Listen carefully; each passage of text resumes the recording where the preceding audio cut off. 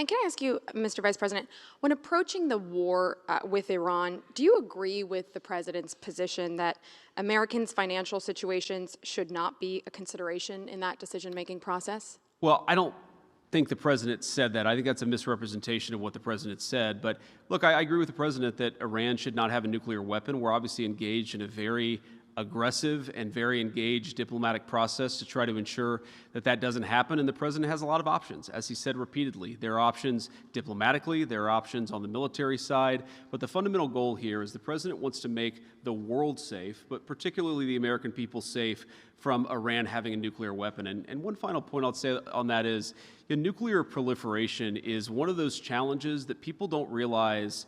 It's the biggest threat to America's national security, and it's not obvious until it is. Because what happens if Iran gets a nuclear weapon? Then multiple Gulf Arab countries are going to want to get a nuclear weapon. Then multiple countries from there are going to want to get a nuclear weapon.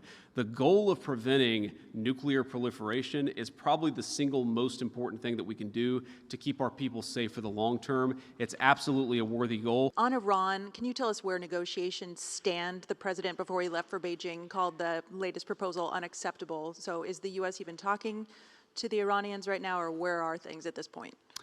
Yeah, so look, obviously these negotiations are very sensitive. I'm not going to tell you everything because we're trying to have a productive conversation. I spent a good amount of time on the phone with both Jared Kushner and Steve Witkoff this morning, a number of our friends in the Arab world this morning.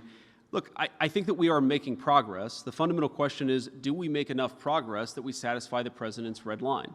And the red line is very simple. He needs to feel confident that we've put a number of protections in place such that Iran will never have a nuclear weapon.